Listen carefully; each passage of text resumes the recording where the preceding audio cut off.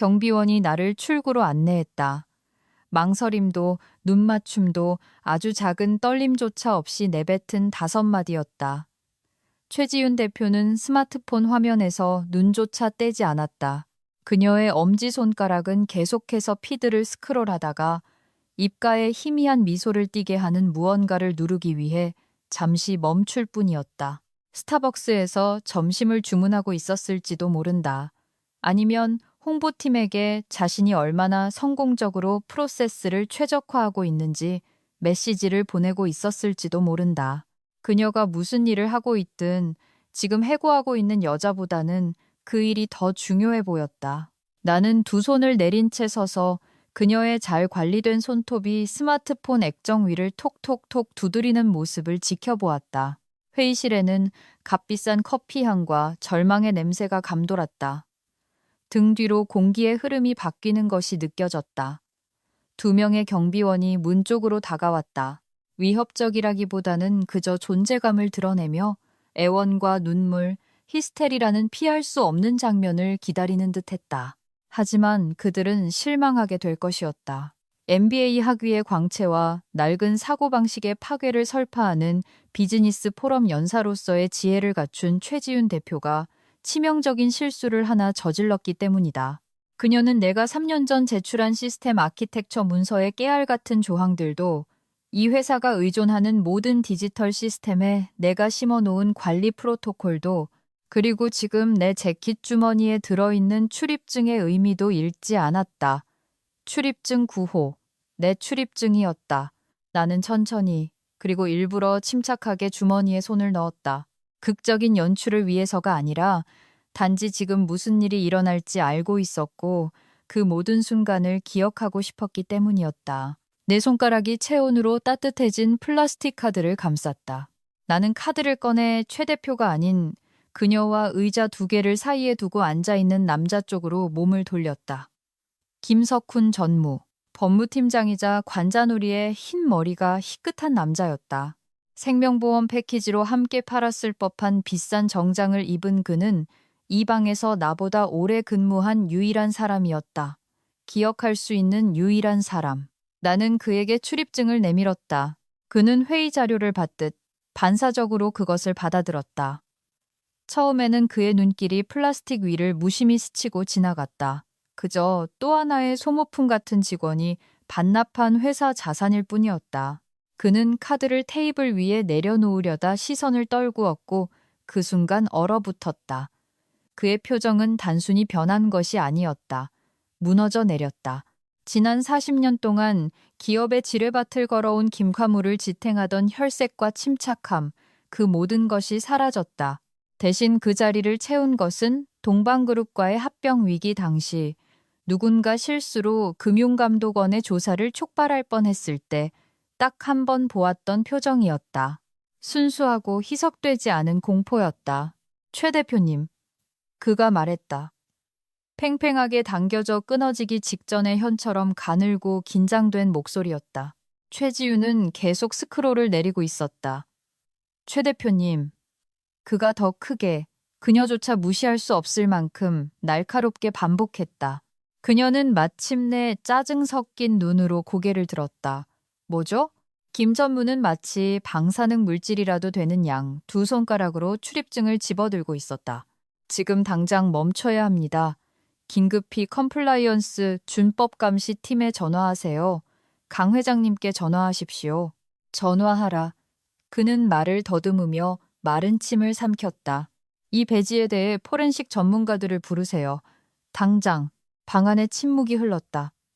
회의가 끝나기를 기다리는 편안한 침묵이 아니라 뭔가 아주 끔찍한 일이 벌어졌음을 깨달은 사람들의 숨막히는 침묵이었다. 최지윤의 표정이 짜증에서 당혹감으로 바뀌었다. 김 전무님, 무슨 말씀을 하시는 겁니까? 그는 대답하지 않았다. 그는 배지를 쳐다보다가 나를 쳐다보고 다시 배지를 보았다.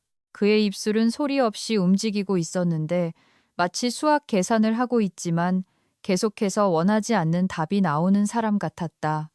경비원 중 한 명이 헛기침을 했다. 저희가 모시고 나가겠습니다. 움직이지 마. 김전무가 그들을 쳐다보지도 않은 채 소리쳤다. 아무도 움직이지 마. 아무도 못 나가. 최지윤의 턱 근육이 수축했다. 상황이 그녀가 파악하기도 전에 손가락 사이로 빠르게 빠져나가고 있었고 그녀는 주도권을 되찾기 위해 머릿속으로 수를 계산하고 있었다. 김 전무님, 대체 뭘 보고 그러시는지 모르겠지만 출입증 구호는 1등급 접근 권한입니다. 그가 그녀의 말을 끊었다. 목소리가 거의 들리지 않을 정도였다. 프로토콜 7에 연동된 루트 계정입니다. 그가 다시 나를 쳐다보았다. 이번에는 그의 눈에 다른 무언가가 담겨 있었다. 존경심도 아니고 두려움도 아닌 그 중간쯤의 무언가였다. 당신이 프로토콜 7을 만들었지. 질문이 아니었다. 나는 대답하지 않았다. 그럴 필요도 없었다. 이제 최지윤도 우리 둘을 번갈아 쳐다보고 있었다. 책상 위에 놓인 그녀의 전화기는 잊힌 지 오래였다. 누구든 지금 무슨 일인지 설명 좀 해줄래요? 김전무는 폭탄이라도 다루듯 조심스럽게 출입증을 테이블 위에 내려놓았다. 그리고 노트북을 열었다. 그의 손가락이 키보드 위를 빠르게 오갔다. 화면 불빛이 그의 안경에 반사되는 동안 텍스트가 줄지어 나타나는 것을 나는 지켜보았다. 페이지를 넘길 때마다 그의 호흡은 점점 얕아졌다. 최 대표님, 그가 천천히 입을 열었다. 취임하실 때 제가 보내드린 경영관리 문서를 읽어보셨습니까? 훑어는 봤죠. 최지윤이 방어적으로 대답했다. 기술적인 내용만 300페이지가 넘더군요. 174페이지 12조 B항, 계정 데이터 연속성 프로토콜. 김 전무는 노트북을 그녀 쪽으로 돌려 1등급 접근 권한 종료에 관한 조항을 가리켰다. 최지윤은 몸을 앞으로 숙이고 화면을 찡그리며 바라보았다.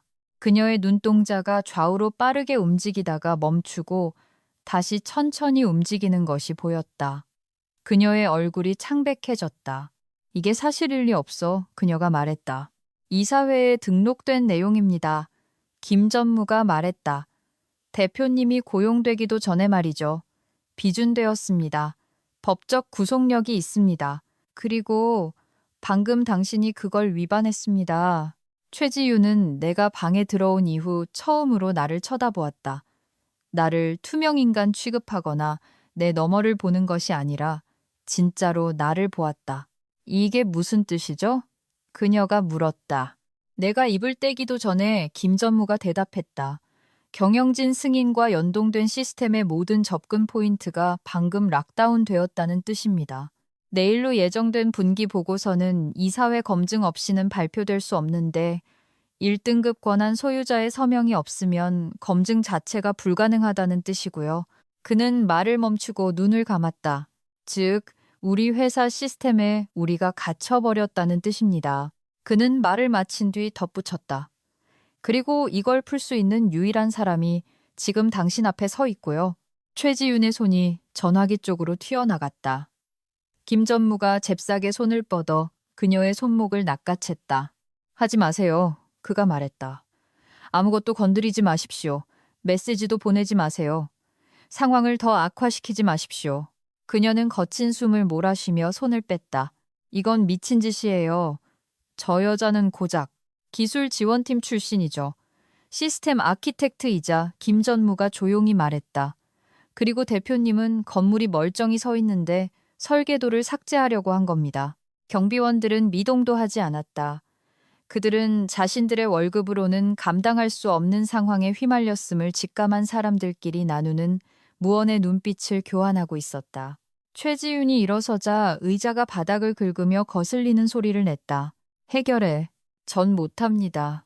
김 전무가 말했다. 그럼 할 수 있는 사람을 찾아와. 다른 사람은 없습니다. 그는 다시 출입증을 집어 들어 올렸다. 이건 단순한 아이디 카드가 아닙니다. 회사의 기본 인프라, 모든 결제 라인, 모든 컴플라이언스 체크, 이사회 수준의 모든 거래에 내장된 암호화 키입니다. 모든 것이 이걸 통해 라우팅됩니다. 그리고 프로토콜 7에 따르면 이사회의 정식 허가 없이 이것이 무효화될 경우 그가 말을 멈췄다. 최지윤이 그의 말을 이었다. 뭐? 무슨 일이 일어나는데? 시스템 전면 폐쇄입니다. 내가 말했다. 방에 들어온 후 나의 첫 마디였다. 모두가 나를 향해 돌아섰다. 모든 거래가 동결됩니다. 나는 차분하고 평온한 목소리로 계속했다. 컴플라이언스 시스템 오류, 한국은행과 거래소로 자동 통보. 이 모든 것이 약 6시간 후에 도미노처럼 쏟아질 겁니다. 누군가 강제로 해킹을 시도한다면 더 빨리 터질 수도 있고요.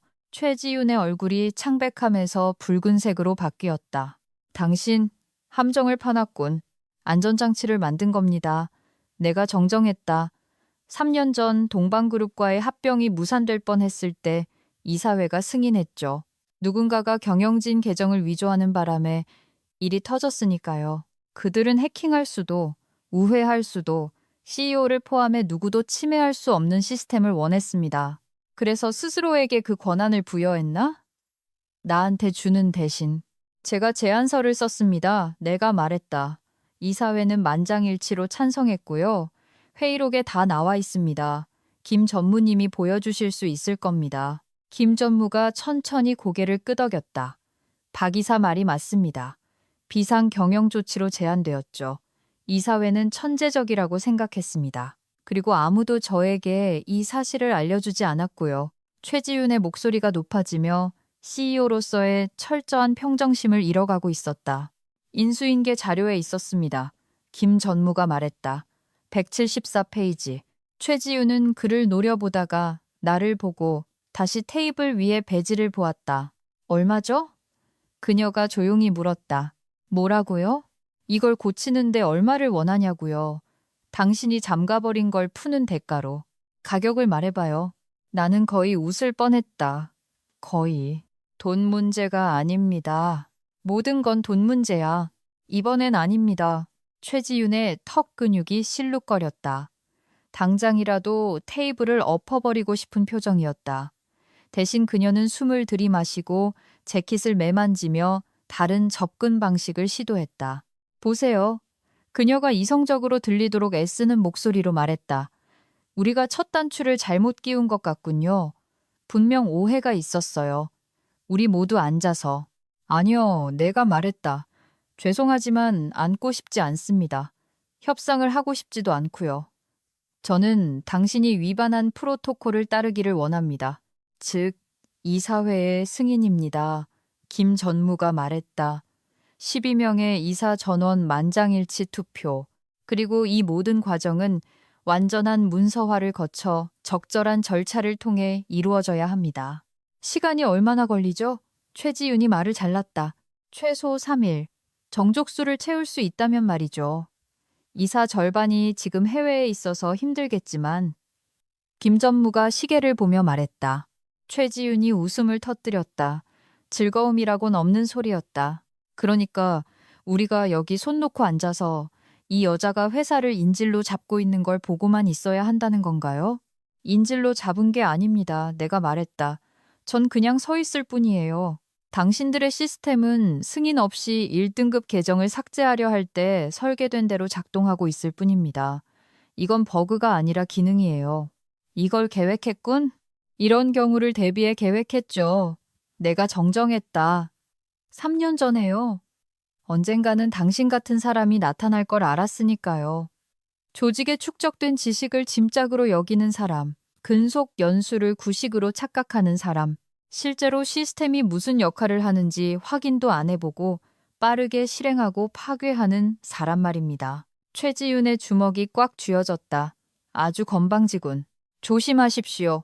김 전무가 경고했다. 지금 하시는 모든 말씀은 기록되고 있습니다.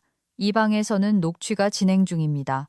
최지윤은 입을 다물고 코로 거칠게 숨을 내쉬었다. 다시 입을 열었을 때 그녀의 목소리는 얼음장 같았다. 원하는 게 뭐야? 이것만은 알아두셨으면 합니다. 내가 말했다. 저는 이걸 요청하지 않았습니다. 저는 빨간 버튼이 되고 싶지 않았어요. 하지만 이사회가 3년 전 선택을 했고 당신은 그 선택의 결과를 물려받은 겁니다.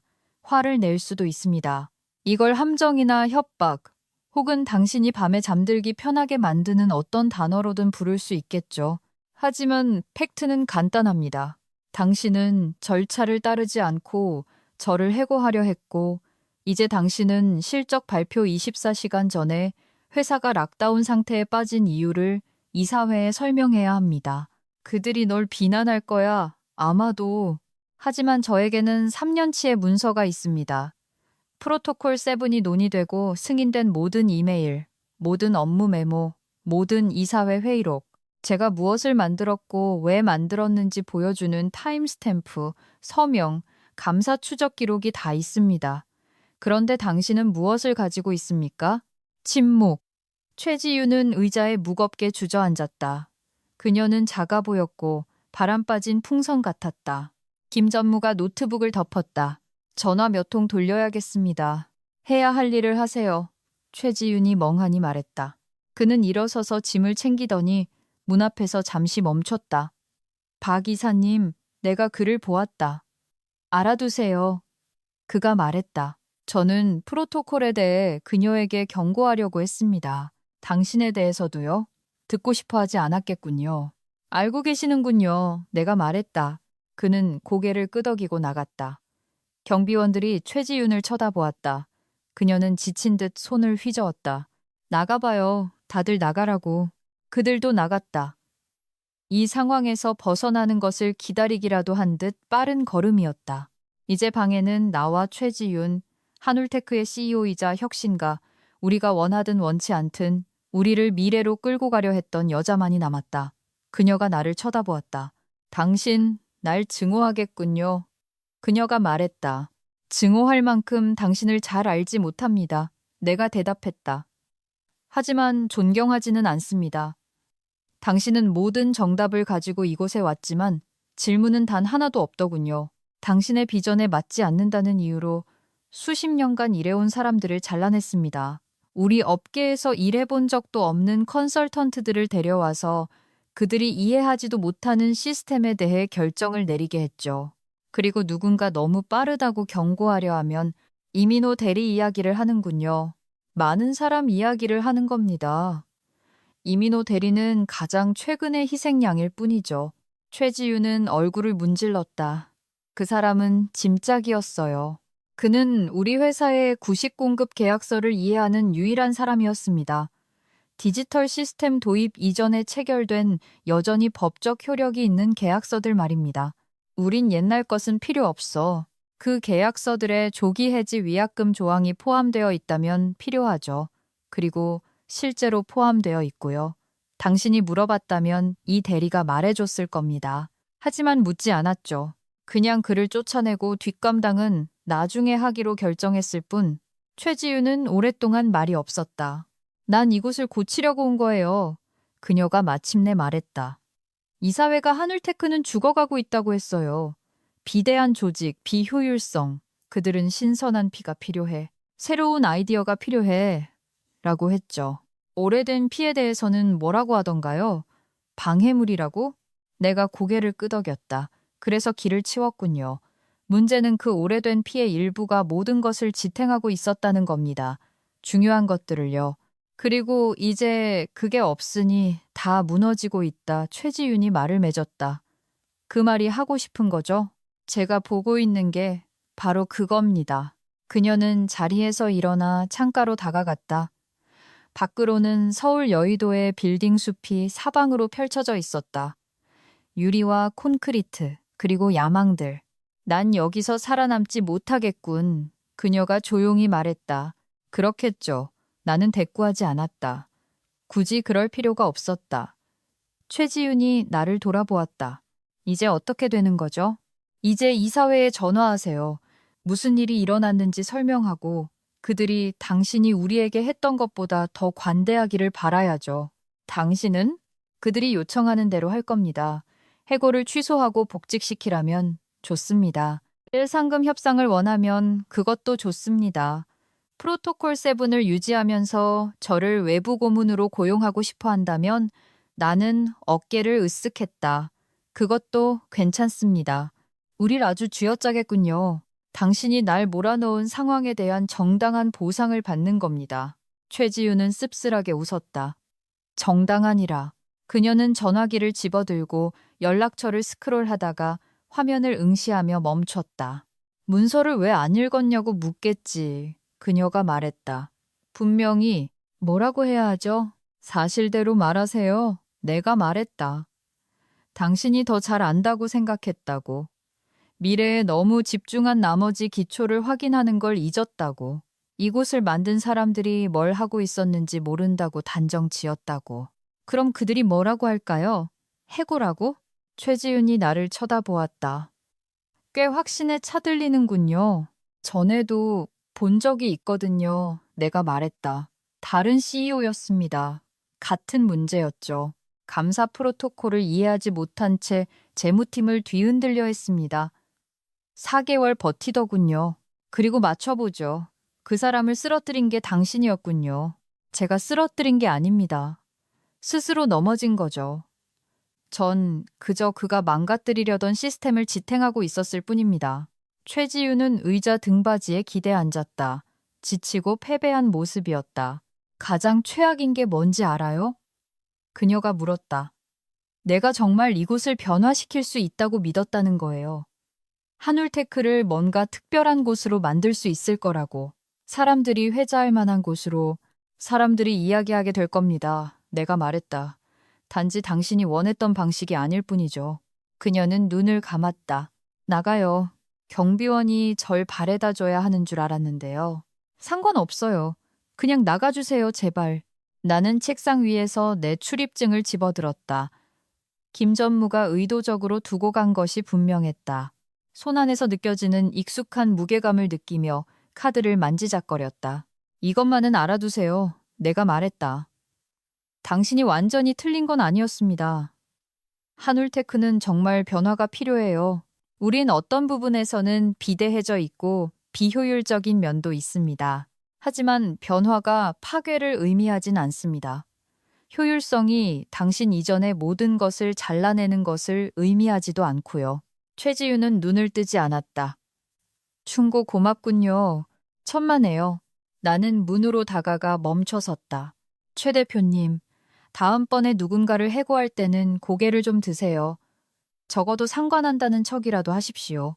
그녀가 대답하기 전에 나는 밖으로 나왔다. 복도는 텅 비어 있었다. 경비원도 비서들도 아무도 없었다. 나는 엘리베이터로 가서 버튼을 누르고 기다렸다. 문이 부드러운 알림음과 함께 열렸다. 안으로 들어서서 몸을 돌리는 순간 빠른 발자국 소리가 들렸다. 김석훈 전무가 모퉁이를 돌며 약간 숨을 헐떡이고 있었다. 엘리베이터 좀 잡아줘요. 그가 소리쳤다. 나는 열린 버튼을 눌렀다. 문이 닫히기 시작할 때 그가 안으로 미끄러져 들어왔다. 엘리베이터가 내려가는 동안 우리는 잠시 침묵 속에 서 있었다. 이사회에서 박 이사님을 만나고 싶어 합니다. 김 전무가 말했다. 내일 아침 9시. 전원 참석입니다. 서울에 있는 사람들은 모두 오고 나머지는 화상으로 연결할 겁니다. 프로토콜 7에 대한 전체 보고를 원합니다. 그리고 이걸 해결하려면 뭐가 필요한지도요. 해결이요? 내가 되물었다. 시스템 잠금을 해제하는 걸 말씀하시는 겁니까? 이 상황 자체를 해결하는 걸 말하는 겁니다. 김 전무가 반복했다. 그들은 최지윤에게 불만이 많습니다. 이번이 첫 번째 문제는 아니지만 가장 큰 문제죠. 그 여자 여기 온 지 얼마나 됐죠? 7개월입니다. 시작은 활기찼죠. 그러고는 그는 손으로 추락하는 제스처를 취했다. 맞춰보죠. 첫 해의 비용을 30% 절감하겠다고 이사회에 약속했겠군요. 김 전무의 침묵은 그 어떤 대답보다 웅변적이었다. 그리고 그들은 믿었고요. 믿고 싶어 했죠. 김 전무가 정정했다. 한울테크의 이익률은 떨어지고 있었고 경쟁사들은 더 빠르게 움직였으니까요. 이사회는 겁을 먹었고 빠른 해결책을 약속하는 사람을 데려온 겁니다. 느린 문제에 대한 빠른 해결책이라 내가 말했다. 그렇군요. 엘리베이터가 로비에 도착했다. 문이 열렸다. 나는 밖으로 나갔다가 다시 뒤를 돌아보았다. 김 전무님? 네? 제가 얼마나 곤란한 상황인 겁니까? 그는 질문을 곱씹어 보았다. 법적으로는 아무 문제 없습니다. 박 이사님이 하신 모든 일은 규정대로였으니까요. 윤리적으로는 그가 희미하게 웃었다. 박 이사님은 멀쩡히 걸어 나갈 겁니다. 최지윤은요?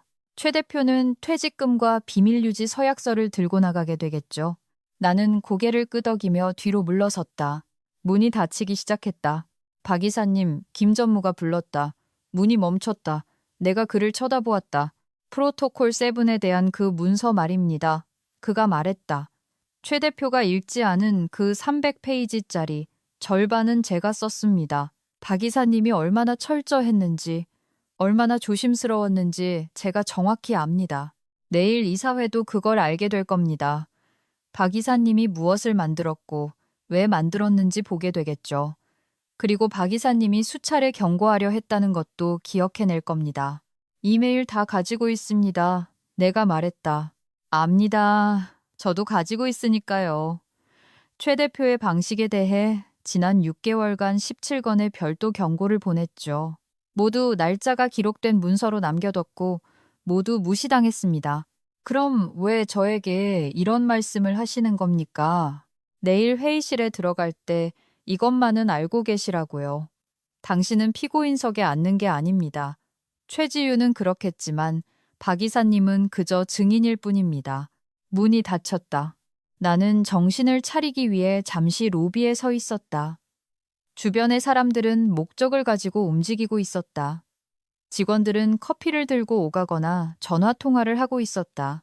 평범한 업무일의 소음, 평범한 업무일의 에너지. 이들 중 누구도 17층 위에서 무슨 일이 벌어지고 있는지 알지 못했다. 혼란, 패닉, 그리고 자신들이 일하는 회사가 자체 시스템에 갇혀버렸다는 사실에 대한 서서히 다가오는 깨달음, 곧 알게 되겠지. 나는 출구로 향했다. 출입증은 여전히 내 손에 있었다. 보안 데스크에서 김 주임이 고개를 들었다. 안녕하십니까, 박 이사님. 그가 말했다. 안녕하세요, 김 주임. 오늘 좀 일찍 퇴근하네요. 뭐 그런 셈이죠. 그가 내 손에 들린 출입증을 쳐다보았다. 비활성화 해드릴까요? 나는 플라스틱 카드를 내려다보았다. 출입증 9호. 여전히 활성화되어 있고 지난 3년 동안 지니고 있던 권한으로 맥동하고 있었다. 아니요, 내가 말했다. 당분간은 제가 가지고 있는 게 좋겠어요. 김 주임이 고개를 끄덕였다. 알겠습니다. 나는 회전문을 통과해 거리로 나갔다. 오후의 서울 햇살은 밝고 따뜻했다. 대로변의 차들은 윙윙거리며 지나갔고 어디선가 사이렌 소리가 들려왔다. 내 전화기가 진동했다. 문자 메시지였다. 모르는 번호였다. 강성모 회장이었다. 김 전무에게 내일 참석한다는 이야기는 들었소. 대화를 기대하겠소. 논의할 게 많습니다. 나는 답장을 쳤다. 참석하겠습니다. 그의 답장이 즉시 왔다. 문서를 가져오시오. 전부. 이미 그럴 계획이었습니다. 좋소. 한 가지 더. 최 대표나 그 팀이 오늘 밤 보내는 건 아무것도 서명하지 마시오. 나에게 전달하시오. 알겠습니다. 내일 뵙겠습니다. 나는 전화기를 주머니에 넣고 걷기 시작했다. 지하철역도 집도 아닌 곳으로 그냥 걸으며 생각을 정리했다. 3년 전 내가 처음 프로토콜 7을 제안했을 때 이사회는 회의적이었다. 그들은 보안의 필요성은 이해했지만 한 사람에게, 특히 최고 경영진도 아닌 사람에게 그렇게 많은 권한을 주는 것은 위험해 보였을 것이다.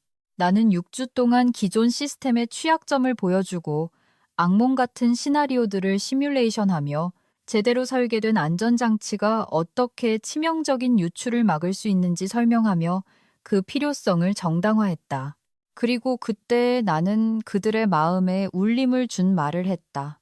여러분은 저에게 권한을 주는 게 아닙니다. 프로토콜에 권한을 주는 겁니다. 저는 그저 열쇠지기일 뿐입니다. 그리고 만약 제가 이것을 남용한다면 외부의 위협으로부터 여러분을 보호하는 바로 그 시스템이 저로부터 여러분을 보호할 것입니다. 그들은 만장일치로 찬성했다. 강 회장은 회의가 끝난 후 악수를 청하며 말했다. 우리가 이걸 사용할 일이 절대 없기를 바랍시다. 그러길 바랍니다. 나도 동의했다. 3년 동안 프로토콜 세븐은 잠들어 있었다. 아무도 발사될 거라 생각지 않았던 장전된 총처럼. 그러다 최지윤이 그녀의 파괴적 혁신과 효율성 지표, 그리고 옛것은 모두 쓸모없다는 절대적인 확신을 가지고 문을 열고 들어왔다. 그리고 그녀는 총구가 자신을 향해 있다는 것도 모른 채 방아쇠를 당겼다. 전화기가 다시 진동했다. 이번에는 전화였다. 화면을 보았다. 이민호, 최지윤이 3주 전에 해고한 물류팀 친구였다. 전화를 받았다. 민호 씨, 세상에 이사님 방금 들었어요.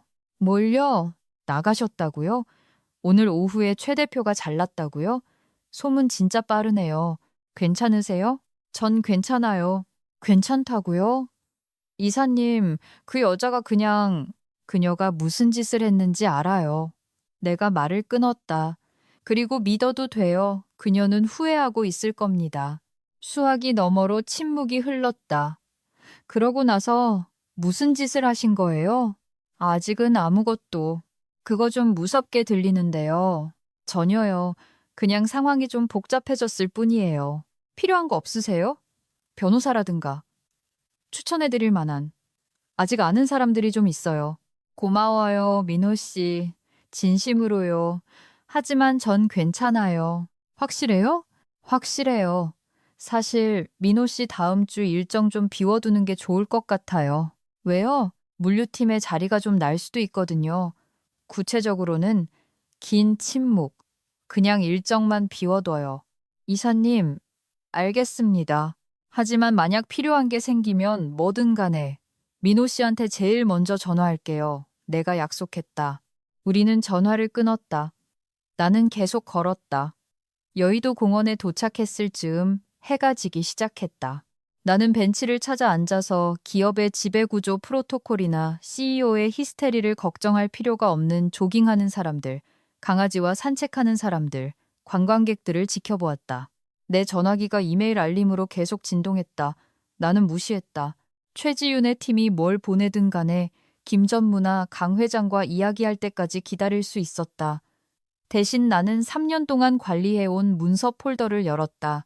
모든 이메일, 모든 경고, 보안과 프로토콜 문제를 제기했던 모든 순간, 시스템에 대한 이해 없이 너무 빠른 변화를 추구하는 것의 위험성을 경고했던 기록들. 김 전무가 말했듯이 17번의 경고였다. 하나하나가 정중하고 전문적이었지만 모두 무시당했다. 나는 폴더의 가장 아래쪽으로 스크롤을 내렸다. 만들었지만 한 번도 보여준 적 없는 문서였다. 프로토콜 7 활성화 시나리오라는 제목의 비상계획서였다. 이사회가 시스템을 승인한 다음 날 작성한 것이었다. 만약의 사태를 대비해 누군가 부당하게 내 접근 권한을 무효화하려 할 때 정확히 무슨 일이 일어날지 서술한 문서였다. 연쇄적인 시스템 락다운, 컴플라이언스 오류, 통보, 타임라인. 나는 그 여파가 완전히 드러나는데 약 6시간이 걸릴 것이라고 예측했었다. 시계를 보았다. 16시 47분.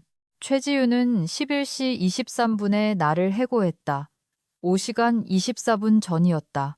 나는 노트북을 열고 보안 VPN에 접속해 1등급 권한 소유자만 볼 수 있는 시스템 상태 대시보드를 띄웠다. 사방에 붉은색 경고등이 들어와 있었다. 거래 처리 차단됨. 이사회 검증, 오류, 컴플라이언스 상태, 검토 대기 중. 규제기관 통보, 발송됨. 경영진 접근 제한됨. 비상 프로토콜, 활성. 그리고 맨 아래 굵은 빨간 글씨로 시스템 럭다운 개시됨, 프로토콜 7 활성. 해결을 위해 수석 관리자에게 문의하십시오. 나는 노트북을 덮었다. 예정대로였다. 다음 날 아침, 나는 8시 45분 15분 일찍 한올테크에 도착했다. 로비는 평소보다 조용했다. 보안 데스크에 김 주임이 고개를 들어 나를 알아보고는 평소처럼 배지를 찍는 절차 없이 손을 흔들어 통과시켜 주었다. A 회의실입니다. 그가 말했다. 기다리고 계십니다. 고마워요, 김 주임. 나는 엘리베이터를 타고 17층 임원실로 올라갔다. 재직 기간 중 몇 번 와보지 못한 곳이었다. 대개는 중요한 프레젠테이션이나 이사회 회의 때문이었다. 엘리베이터 문이 열리자 곧바로 접견실이 나왔다. 대리석 바닥, 추상 미술품, 바닥부터 천장까지 이어진 창문 너머로 내 연봉보다 비쌀 듯한 서울의 풍경이 보였다. 낯선 여자가 내가 다가가자 일어섰다. 박혜진 이사님 맞으시죠? 저는 이 비서입니다. 강 회장님 비서예요. 이사회에서 기다리고 계십니다. 그녀는 복도를 따라 닫힌 사무실 문들을 지나 끝에 있는 대회의실로 나를 안내했다. 불투명 유리로 된 양문형 문이었다. 이 비서가 문을 열었다. 안에는 12명의 사람이 거대한 테이블 주위를 둘러싸고 앉아 있었다. 연례보고서 사진에서 대부분 본 얼굴들이었다. 이사회 이사들, 실제로 한울테크를 움직이는 혹은 적어도 그렇다고 생각하는 사람들이었다. 강성모 회장이 상석에 앉아 있었다. 60대 초반, 매서운 눈매, 값비싼 수트. 내가 들어가자 그가 일어섰다. 박 이사, 와줘서 고맙소. 회장님. 그는 빈 의자를 가리켰다. 앉으시죠. 나는 자리에 앉아 노트북 가방을 테이블 위에 놓고 손을 모은 채 기다렸다. 강 회장이 방을 둘러보았다. 우리가 왜 모였는지는 다들 알고 계시리라 믿습니다. 어제 오전 11시 23분경 최지윤 대표가 우리 회사 정관 제12조 비항에 명시된 적법한 관리 프로토콜을 준수하지 않고 박혜진 이사와의 고용관계를 종료했습니다. 그 결과 프로토콜 7이 활성화되었고 전면적인 시스템 락다운이 발생했습니다. 그가 나에게 몸을 돌렸다. 박 이사, 이사회의 프로토콜 7이 정확히 무엇이고 어떤 기능을 하는지 설명해 줄 수 있겠소? 나는 노트북을 열고 어젯밤 준비한 프레젠테이션을 띄웠다. 프로토콜 7은 회사의 핵심 시스템에 대한 무단 접근을 방지하기 위해 설계된 방어 메커니즘입니다. 3년 전 동방그룹 합병 위기에 대한 대응책으로 이 이사회의 승인을 받았습니다. 나는 다음 슬라이드를 클릭했다. 이 프로토콜은 특정 계정 데이터를 1등급 루트 권한으로 지정합니다.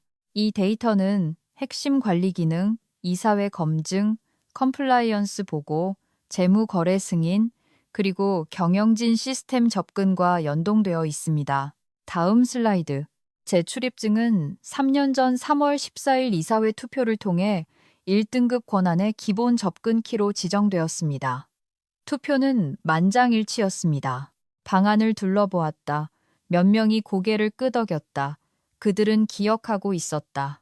이 프로토콜에는 해당 데이터가 어떻게 변경되거나 취소될 수 있는지에 대한 구체적인 조항이 포함되어 있습니다. 모든 변경은 이사회의 승인이 필요합니다. CEO가 아니라 이사회, 구체적으로는 12명 이사 전원의 만장일치 투표가 필요합니다. 또 다른 슬라이드. 만약 적법한 승인 없이 1등급 계정이 취소되면 시스템은 자동으로 락다운을 시작합니다. 모든 경영진 접근이 제한됩니다. 이사회 수준의 모든 거래가 동결됩니다. 모든 보고서는 검토 대상으로 표시되며 금융감독원과 거래소에 자동 통보가 발송됩니다. 방 안에 침묵이 흘렀다. 락다운은 얼마나 지속되나요? 한 이사가 물었다. 이름이 기억나지 않는 여성이었다. 적법한 승인이 복구될 때까지입니다. 내가 말했다. 즉, 취소된 계정을 복구하거나 새로운 소유자를 임명하기 위한 전체 이사회 절차를 완료할 때까지입니다. 그게 얼마나 걸리죠? 전체 절차는 최소 3일. 현재 상황을 고려하면 아마 더 걸릴 겁니다. 다시 침묵. 강 회장이 의자에 등을 기댔다. 최 대표는 이 프로토콜에 대해 몰랐다고 주장하고 있어. 최 대표의 인수인계 자료에 포함되어 있었습니다. 내가 말했다. 174페이지입니다. 해당 자료가 언제 전송되었고 언제 열람되었는지 보여주는 로그 기록을 제출할 수 있습니다. 대충 훑어봤다고 하더군요. 그건 최 대표와 이사회 사이의 문제입니다. 프로토콜을 문서화하고 작동하도록 하는 것이 박 이사의 업무였지 않소. 흰 머리의 노신사인 다른 이사가 말했다. 어떤 사람들은 박 이사가 최 대표에게 이 프로토콜을 상기시키고 어떤 조치를 취하기 전에 그녀가 이를 이해했는지 확인할 의무가 있었다고 주장할 수도 있습니다. 그렇게 했습니다. 내가 차분하게 말했다. 나는 다른 문서를 열었다. 1월 12일, 저는 최지윤 대표에게 그녀가 숙지해야 할 핵심 관리 프로토콜을 요약한 이메일을 보냈습니다. 프로토콜 7은 3번 항목이었습니다. 2월 3일, 다시 한번 알림 메일을 보냈습니다. 3월 19일 관리 절차를 논의하기 위한 미팅을 요청했습니다. 미팅은 거절당했습니다. 나는 노트북을 돌려 그들이 화면을 볼 수 있게 했다. 최 대표나 그녀의 팀에게 프로토콜에 대한 정보를 전달하려고 시도한 문서화된 기록만 17건입니다. 지난 6개월 동안요, 모두 무시당하거나 거절당했습니다. 노 신사는 입을 다물고 뒤로 물러났다. 강 회장은 두 자리 건너 앉아 있는 김 전무를 쳐다보았다.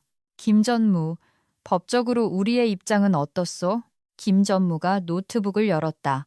박 이사는 자신의 고용계약과 이 이사회가 수립한 프로토콜 범위 내에서 완벽하게 행동했습니다. 최 대표가 승인 없이 1등급 접근 권한을 취소함으로써 프로토콜을 위반한 것입니다. 그 결과 우리는 잠재적인 규제 위반, 주주들과의 문제, 그리고 심각한 운영 중단 사태에 직면해 있습니다. 우리가 이걸 취소할 수 있나? 네, 3가지 옵션이 있습니다. 김 전무가 손가락을 꼽았다. 하나, 즉시 박 이사를 복직시키고 권한을 돌려준다. 락다운은 1시간 이내에 해제됩니다. 둘, 이사회 투표를 통해 박 이사의 해고를 공식 승인한다. 그러고 나서 새로운 권한 소유자를 임명하는 절차를 밟는다. 최소 3일, 아마 더 걸릴 겁니다. 셋, 박 이사와 협상하여 우리가 새로운 담당자를 찾는 동안 시스템을 임시로 해제하도록 한다. 박 이사는 무엇을 원하시오? 강 회장이 나를 보며 물었다. 저는 공정함을 원합니다. 내가 말했다. 저는 이사회가 요청했기 때문에 프로토콜 7을 만들었습니다. 3년 동안 유지 관리했습니다. 최 대표에게 관리 절차에 대해 수차례 경고하려 노력했습니다. 그런데 그녀는 제가 제 일을 하려고 노력하는 도중에 적법한 승인 없이 저를 해고했습니다. 그래서 공정함이란 게 구체적으로 무엇입니까? 나는 문서를 꺼내 테이블 건너편으로 밀었다. 이전 급여 조건 그대로의 원직 복직을 원합니다. 프로토콜 위반을 인정한 최지윤 대표의 공식 사과를 원합니다. 그리고 향후 5년간 프로토콜 7 관리자로서의 고문 컨설턴 계약을 원합니다. 연장 옵션 포함해서요. 고문 계약료는 얼마입니까? 누군가 물었다. 연간 3억 원입니다. 제 급여와는 별도로요. 테이블 주위에서 웅성거림이 일었다. 지금 상황에서 요구할 수 있는 것에 비하면 꽤 관대하군요. 강 회장이 지적했다. 저는 회사의 피를 빨아먹는 데는 관심 없습니다. 내가 말했다. 존중받는 데 관심이 있을 뿐이죠. 만약 논쟁이 있을 때마다 회사를 인질로 잡을 사람을 원하신다면 다른 사람을 찾으십시오. 하지만 지난 수십 년간 그래왔듯이 시스템을 유지하고 회사를 보호할 사람을 원하신다면 거래하시죠. 강 회장이 테이블을 둘러보았다. 의견들 있습니까? 받아들입시다. 누군가 말했다. 시스템부터 풀죠. 최 대표 문제는 나중에 처리하고. 동의합니다. 선택의 여지가 없군요. 고문료는 좀 깎을 수도 있겠지만 농담합니까? 저 사람이 지금 얼마를 부를 수도 있는지 알면서 그래요? 3억 원이면 거저나 다름없습니다. 논의는 10분 정도 더 이어졌다. 마침내 강 회장이 투표를 붙였다. 박혜진 이사의 즉각적인 복직과 고문 계약 제한을 수락하는 것에 찬성하시는 분 12개의 손이 올라갔다. 만장일치였다. 강 회장이 옅은 미소를 지었다. 결정되었습니다. 돌아온 걸 환영하오, 박 이사. 감사합니다. 자, 이제 강 회장이 말을 이었다. 최 대표 이야기를 좀 해봅시다. 그들은 최지윤을 즉시 해고하지는 않았다. 모양새가 좋지 않았으니까. 대신 내부 감사가 완료될 때까지 행정 휴가를 보냈다. 기업 언어로는 퇴직금 액수를 조율 중이라는 뜻이었다. 주말이 되자 그녀는 다른 기회를 찾기 위해 공식적으로 사임했다. 비공식적으로는 빠르게 움직이며 건드려선 안 될 것들을 부수고 다니면 어떻게 되는지 보여주는 교훈적인 사례가 되었다. 나는 화요일 오후에 복직되었다. 수요일 아침까지 모든 시스템이 다시 온라인 상태가 되었다. 금융감독원 통보는 절차적인 규정 준수 확인 과정이었다고 해명하여 조사 없이 종결되었고 분기 보고서는 연기되어 문제없이 통과되었다. 그리고 금요일, 나는 고문 계약서에 서명했다. 프로토콜 7을 유지 관리하고 가끔 경영 조언을 해주는 것 외에는 최소한의 업무만 하면서 향후 5년간 매년 3억 원을 받게 되는 계약이었다. 일주일 전 해고당했던 사람치고는 나쁘지 않은 결과였다. 다음 주 월요일, 민호 씨에게서 전화가 왔다. 이사님 말이 맞았어요. 그가 말했다. 방금 다시 돌아와 달라고 연락받았어요. 승진 조건으로요. 축하해요. 이사님이 손을 쓰신 거죠? 제가 이사회의 물류 전문 지식을 없애버리는 건 나쁜 생각이라고 언급했을 수도 있죠. 그리고 구체적으로 이민호 대리가 꼭 붙잡아둬야 할 사람이라고 했을 수도 있고요. 이사님, 정말 감사합니다. 고마워할 거 없어요. 진심으로요. 그냥 돌아가서 일이나 제대로 해요.